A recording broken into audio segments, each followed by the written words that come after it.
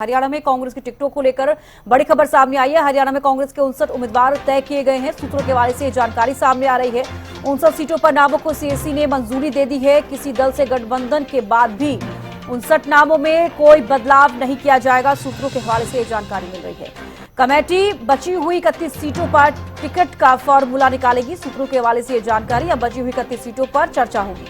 कांग्रेस के सभी मौजूदा विधायकों को टिकट मिलेगी। सूत्रों के हवाले से ये बड़ी जानकारी निकलकर सामने आ रही है। तो हरियाणा में कांग्रेस की टिकटों को लेकर बड़ी खबर आपको बता दें। हरियाणा में कांग्रेस के 59 उम्मीदवार तय किए जा चुके हैं। 59 सीटों पर नामों को सीएसी ने मंजूरी दे दी है। हालांकि सूत्रों के हवाले से ये बड़ी जानकारी सामने आ रही है। किसी दल से गठबंधन के बाद भी 59 नामों में कोई बदलाव नहीं होगा। सूत्रों के हवाले से ये जानकारी मिल रही है। कमेटी बची हुई 31 सीटों पर टिकट का फॉर्मूला निकालेगी और अब बची हुई 31 सीटों पर चर्चा होगी।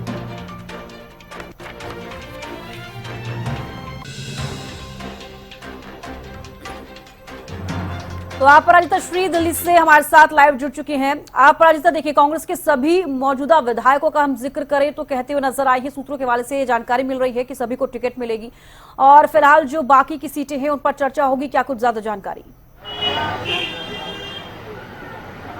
बिल्कुल, देखिए, कल अगर हम सीईसी की बात करते हैं तो कल और परसों की केंद्रीय चुनाव समिति की बैठक को कुल मिलाकर अगर कहा जाए, हालांकि कहा गया था कि 66 सीटों को लेकर के आखिरी मोहर लगा दी गई। वहीं सूत्रों के हवाले से बड़ी जानकारी सामने आ रही है कि टोटल 59 सीटों को लेकर के आखिरी मोहर सीईसी की बैठक में लगा दिया गया, यानी हरी झंडी दिखा दी गई है। उसमें से अगर विधायकों की बात करते हैं तो सभी विधायक, यानी 27 विधायक है, 28 मौजूदा विधायक है, उसमें से 27 विधायकों को रिपीट किया जा रहा है। वहीं एक विधायक है जिनमें से उनके किसी परिवारजन को आज टिकट दिया जा रहा है। वहीं देखिए, बाकी जो 31 सीटें बचती है उनमें से गठबंधन को लेकर के जिस तरीके से चर्चा चल रही है, चाहे आम आदमी पार्टी, समाजवादी पार्टी के साथ किया जाए, उनको लेकर भी अभी चर्चा जारी है। साथ ही देखिए, जिन सीटों को लेकर के सहमति नहीं बन पाई थी, जिन उम्मीदवारों को लेकर के सहमति नहीं बन पाई थी, उन उम्मीदवारों को लेकर के यहाँ पर डिस्कशन किया जाएगा। जो रिव्यू मीटिंग, जो एक कमिटी, जो सब कमिटी बनाई गई है, अगर मधुसूदन मिस्त्री की बात करते हैं, दीपक बावरिया की बात करते हैं और कई और भी उसमें सदस्य हैं, तो उन सदस्यों के द्वारा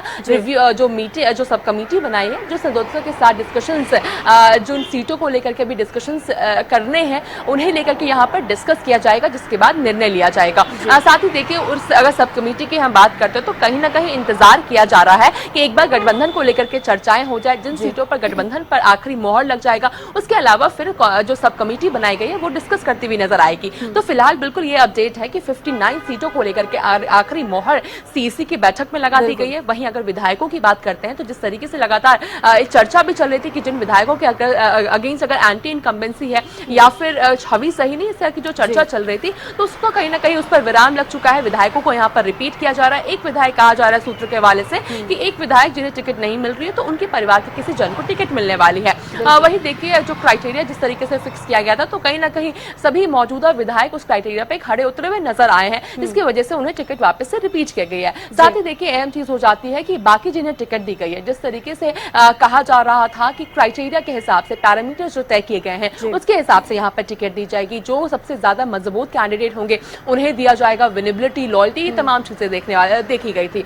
एक और बहुत अहम चीज हो जाती है वो दो, देखिए, सबसे पहले गठबंधन को लेकर के 3 चीजें, सब कमेटी बनाई गई है, उसमें से 31 सीटें हैं जिस पर अभी भी डिस्कशन होने बचे हुए हैं। सब कमेटी बनाई है, जिन सीटों को लेकर के सहमति नहीं बन पाई है उन सीटों को लेकर के डिस्कशन किए जाएंगे।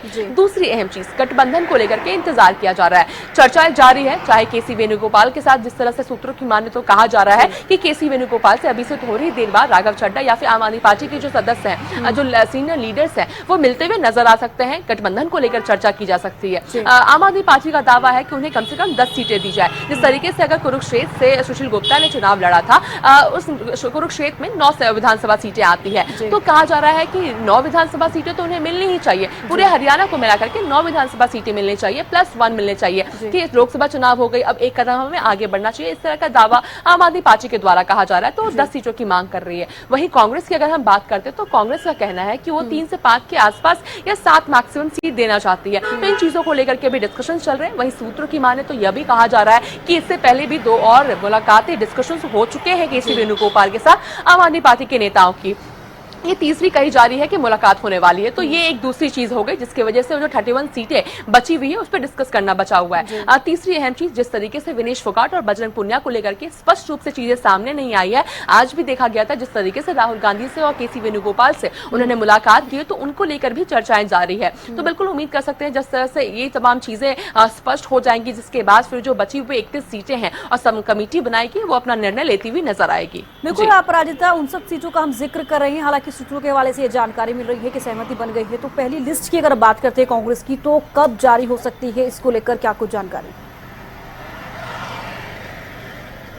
देखिए, सूची की अगर बात करते हैं, हालांकि कहा जा रहा था कि आज सूची जारी कर दी जाएगी, मगर जिस तरीके से कल प्रभारी दीपक बावरिया के द्वारा कहा गया है कि कल यानी परसों का, उन्होंने कल के बारे में कहा था कि परसों यानी कल तक हम उम्मीद कर सकते हैं कि कांग्रेस की पहली सूची हरियाणा को लेकर के जारी कर दी जाएगी।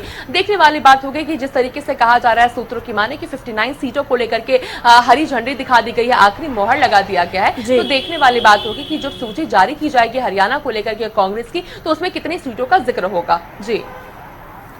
जी बिल्कुल अपराजिता, लगातार देखिए इसी तरीके की खबरें सामने आ रही है। हालांकि सूत्रों के हवाले से हम जानकारी दे रहे हैं कि बची हुई 31 जो सीटें हैं, सब कमेटी की जब बैठक होगी तब उस पर चर्चा की जाएगी, जिसमें कि कुमारी शैलजा, भूपेंद्र हुड्डा, रणदीप सुरजेवाला से जो कमेटी है वो बात करेगी बाकी की बची हुई सीटों को लेकर। तो फिलहाल अगर हम जिक्र करें कि जो कमेटी है वो इन्हीं तीनों से बात करेगी। लगातार देखिए गुटबाजी की खबरें भी सामने आती है, तो क्या इससे ये समझा जाए कि कहीं ना कहीं गुटबाजी हो रही है, इसीलिए जो बाकी की सीटें हैं और 3 लोगों से, इसलिए जिस तरीके से मैंने अभी जिक्र किया, कुमारी शैलजा और जिस तरीके से रणदीप सुरजेवाला और हुड्डा जो है, ये कमेटी जो है सब कमेटी इन्हीं से बातचीत करेगी, क्या कुछ जानकारी? बिल्कुल देखिए, 2 अहम चीजें हैं। पहली, कल जब सीसी की बैठक हो गई थी, उसके बाद फिर कल केसी वेणुगोपाल के साथ स्क्रीनिंग कमेटी के सदस्यों की, इसके अलावा प्रभारी दीपक बावरिया की मुलाकात हुई थी, डिस्कशंस किए गए थे।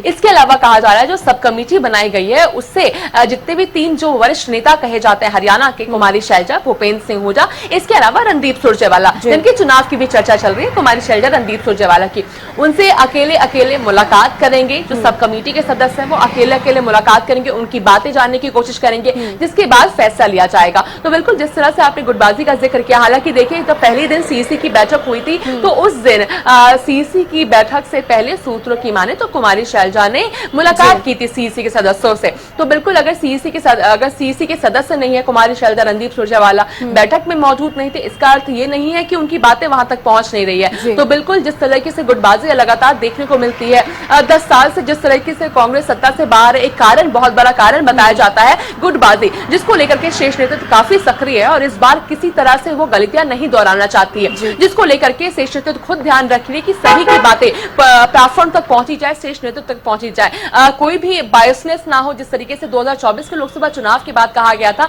कि हाईकमान तक गलत रिपोर्ट पहुंचाई जा रही थी, इस तरह की चीजें ना आए, जिसके लिए लगातार देखिए 1-to-1 तरीके से गोपनीयता भी बनी रहे और अपनी बात पूरी तरीके से रखा जाए, जिसके लिए स्क्रीनिंग कमेटी के सदस्यों के साथ भी अकेले मुलाकात हुई थी। इसके बाद भी जब सब कमेटी बनाई गई है, 31 सीटें हैं जिसे लेकर के डिस्कस करना बचा हुआ है, उनको लेकर भी यहाँ पर सभी जो वरिष्ठ नेता हैं उन तीनों से अकेले करके मुलाकात किया जाएगा। चलिए, बेहद शुक्रिया अपराजिता हमारे साथ जुड़ने के लिए, तमाम जानकारी देने के लिए। तो देखिए 59 सीटें ऐसी हैं जिसको लेकर कांग्रेस की जो सहमति है वो बन गई है, लेकिन सूत्रों के हवाले से ये जानकारी सामने आ रही है। कांग्रेस के संभावित उम्मीदवारों का हम जिक्र करें, नीरज शर्मा एनआईटी से फैजाबाद और बीबी बत्रा रोहतक से हैं, और लगातार देखिए ये भी खबर सामने आ रही है कि जो भी विधायक हैं, सभी विधायकों को, सभी सिटिंग विधायकों को इस बार टिकट मिलेगी।